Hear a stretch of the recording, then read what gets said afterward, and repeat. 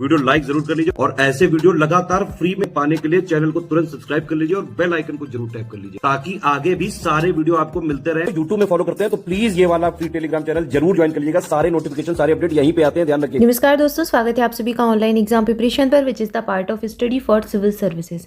दोस्तों आज की वीडियो में उत्तर प्रदेश सामान्य ज्ञान के अंतर्गत आगे का हमारा जो टॉपिक है उसको देखेंगे।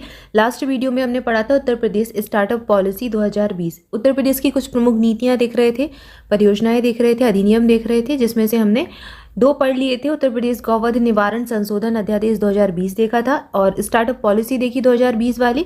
इसके बाद अगला जो हमारा अध्यादेश है उसको देखने वाले हैं, उत्तर प्रदेश विधि विरुद्ध धर्म संपरिवर्तन प्रतिषेध अध्यादेश 2020। इसको थोड़ा सा डिटेल में पढ़ेंगे। तो चलिए स्टार्ट करते हैं। उत्तर प्रदेश धर्मांतरण निषेध अध्यादेश 2020 को 24 नवंबर 2020 को राज्य मंत्रिमंडल के द्वारा मंजूरी दी गई थी। 27 नवंबर यानी कि 27 नवंबर को इसको लागू कर दिया गया था 2020 में ही, 3 दिन बाद। इस अध्यादेश के अनुसार यदि शादी करने के लिए बलपूर्वक या फिर धोखा देकर या फिर दबाव डालकर कराए जाने वाले धर्म परिवर्तन के मामलों पर अधिकतम 10 साल तक की सजा का प्रावधान है। गौवध वाले में भी 10 साल की सजा का प्रावधान था और इसमें भी 10 साल की सजा का ही प्रावधान है। अगर किसी को शादी के लिए मजबूर किया जाए, शादी को के लिए दबाव डालकर धर्म परिवर्तन किया जाए तो वहाँ पर 10 साल तक की सजा उसको हो सकती है। अगर कोई व्यक्ति यह साबित नहीं कर पाता कि महिला का धर्म परिवर्तन किसी दबाव, धोखे या फिर लालच में है या फिर महज शादी करने के लिए नहीं कराया गया है तो उसे 15,000 रुपये जुर्माने के साथ 1 से 5 साल तक की सजा का प्रावधान है। अगर ये साबित भी नहीं होता है तो भी सजा मिल सकती है और 1 से 5 साल तक की सजा और 15,000 रुपये तक का जुर्माना देना पड़ेगा। अगर महिला अनुसूचित जाति की है, अनुसूचित जनजाति समाज की है तो ऐसी दशा में कम से कम 30 साल और अधिकतम 10 साल तक की सजा और 25,000 रुपये जुर्माने का प्रावधान है। अगर वो महिला SC ST वर्ग से आती है तो सजा थोड़ी और ज़्यादा हो जाती है, 10 साल तक। कम से कम मिनिमम इसमें बताई है कि मिनिमम 3 साल और अधिकतम 10 साल। इसके अलावा 25,000 रुपये तक का जुर्माना भी। इस अध्यादेश के अनुसार धर्म परिवर्तन के इच्छुक होने पर जिला मजिस्ट्रेट को 2 माह पूर्व सूचना देनी होगी। इसका उल्लंघन किए जाने पर कम से कम 6 माह और अधिकतम 3 साल की सजा हो सकती है और 10,000 रुपये तक का जुर्माना हो सकता है। अगर मजिस्ट्रेट को 2 माह पूर्व सूचना नहीं दी जाती, इसका उल्लंघन किया जाता है तो ये सजा के प्रावधान भी देखे जाते हैं। तो ये सब उत्तर प्रदेश विधि विरुद्ध धर्म संपरिवर्तन प्रतिषेध अध्यादेश 2020 में बताया गया है, जिसको 27 नवंबर 2020 को राज्य के मंत्रिमंडल के द्वारा मंजूरी दी गई। क्लियर है। इसके बाद अगला जो हमारा नीति है, उत्तर प्रदेश इलेक्ट्रॉनिक विनिर्माण नीति के बारे में जानेंगे। यह भी 2020 में ही आई। उत्तर प्रदेश की जो सरकार है 18 अगस्त 2020 को नई इलेक्ट्रॉनिक विनिर्माण नीति 2020 की घोषणा की गई। उत्तर प्रदेश इलेक्ट्रॉनिक विनिर्माण नीति 2020 इसकी अधिसूचना की तारीख से 5 साल के लिए वैध है, यानी कि 2020 से 25 तक ये वैलिड रहेगी।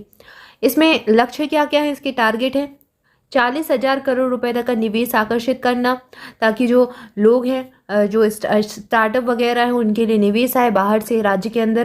प्रदेश में 3 इलेक्ट्रॉनिक मैन्युफैक्चरिंग क्लस्टर की स्थापना करना, EMC स्थापित करना। प्रदेश में 3 उत्कृष्टता केंद्रों की केंद्र स्थापित करना।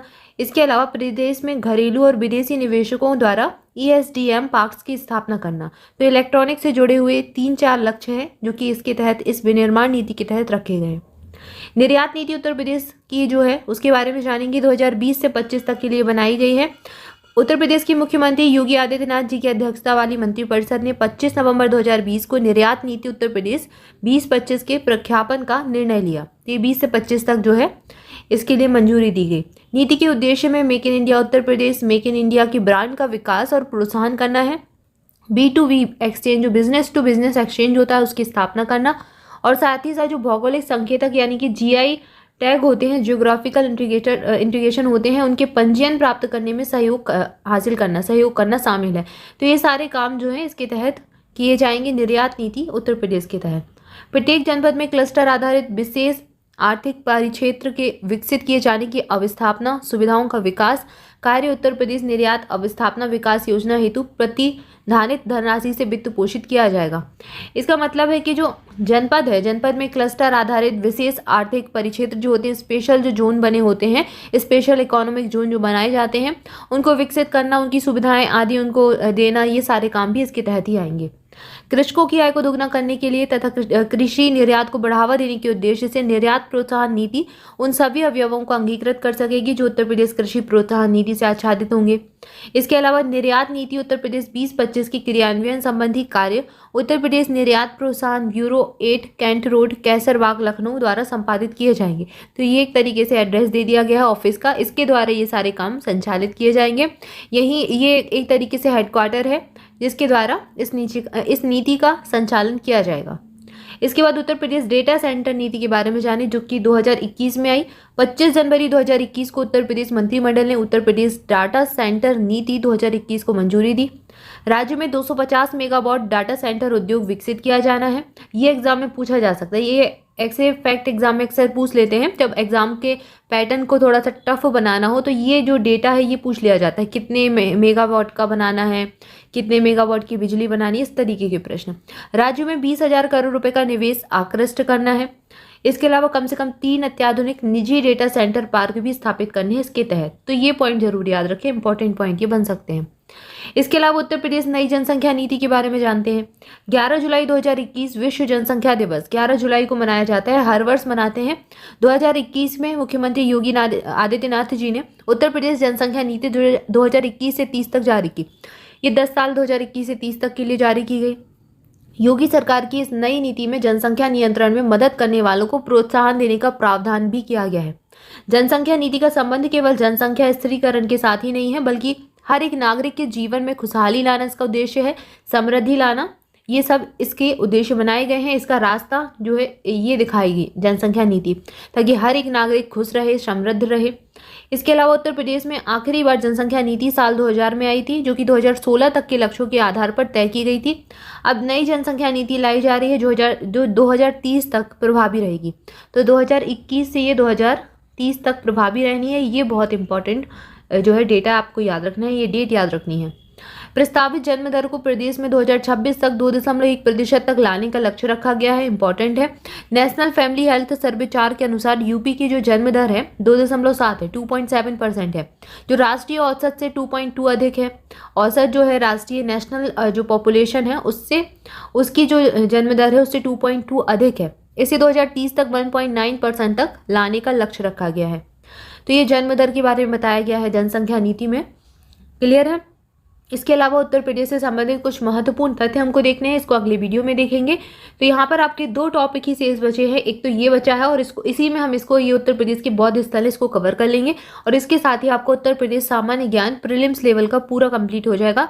यूपी जीके वाला पूरा पार्ट आपका ये कवर हो जाएगा। तो यहाँ पर हमारा एक पार्ट मुश्किल से आएगा, या फिर ज़्यादा से ज़्यादा 2 पार्ट आ सकते हैं, एक शॉर्ट पार्ट और एक हम जो उत्तर प्रदेश के इतिहास से संबंधित घटनाएं हैं उसको देखेंगे। तो यहाँ पर आपको यूपी जीके ऑलमोस्ट हो चुका है, प्लेलिस्ट बनी हुई है, तो आप सभी अपना पूरा रिवीजन अभी से कर रख ले। जो भी शॉर्ट नोट्स प्रिपेयर करने अभी से बना ले, ताकि एग्जाम के टाइम में आपका ज़्यादा समय बर्बाद ना हो, आप अच्छे से तुरंत रिवीजन कर लें अपने क्विक नोट से। और एग्जाम के टाइम में और जो इंपॉर्टेंट सब्जेक्ट हैं जैसे कि यूपी जीके तो है ही, इसको पहले से ही कवर करके रख ले। इसमें ज़्यादा कुछ स्टैटिक पार्ट में चेंज होता नहीं है, करंट अफेयर आपको जो है उसमें अपडेट होकर रहना पड़ेगा, तो वो आप अच्छे से बार बार पढ़ें। और अभी भी आप मंथली करंट अफेयर देख सकते हैं। मंथ एंड में स्टडी फॉर सिविल सर्विसेज का मंथली करंट अफेयर मिलता है आपको स्टडी फॉर सिविल सर्विसेज के यूट्यूब चैनल पर। तो वहां पर जाकर आप सारे मंथ के पिछले 1 साल तक का करंट अफेयर आपको पढ़ना रहेगा। मई में एग्जाम है, तो मई तक का 2022 मई से अभी तक का पूरा करंट अफेयर आप यहाँ पर पढ़कर जाएं। प्रीलिम्स के लिए प्री जो आपका 2023 का 14 मई को होगा, उसके लिए पिछले 1 साल का पूरा पढ़कर जाएं। तो मंथ एंड वाला करंट अफेयर आप मंथली वाला फॉलो कर सकते हैं स्टडी फॉर सिविल सर्विसेज का। इसके अलावा एग्जाम के पहले आपको करंट अफेयर का पापा वीडियो भी देखने को मिलेगा ही चैनल पर, तो उसको भी जरूर फॉलो कर लें। उससे आपके बहुत सारे प्रश्न सीधे तौर पर एग्जाम में पूछ लिए जाते हैं, तो ये बिल्कुल स्किप ना करें। इसके अलावा जुड़े रहें चैनल के साथ। 60 दिन का क्रैश कोर्स ऑलरेडी स्टार्टेड है, अगर आप ज्वाइन करना चाहते हैं 780 पेज का मटेरियल है, इसको आप ज्वाइन कर सकते हैं। कैसे ज्वाइन करना है डिस्क्रिप्शन में दी गई डिटेल को फॉलो कर लीजिए। इसके अलावा इन नंबर्स पर कॉल करके जानकारी ले सकते हैं। स्टडी फॉर सिविल सर्विसेज की कोई भी पेड बैचेस लेना चाहते हैं किसी भी एग्जाम के लिए, इन नंबर पर कॉल करके आप जानकारी ले सकते हैं। Thank you for watching this video. मिलेंगे नेक्स्ट वीडियो में। Thank you so much.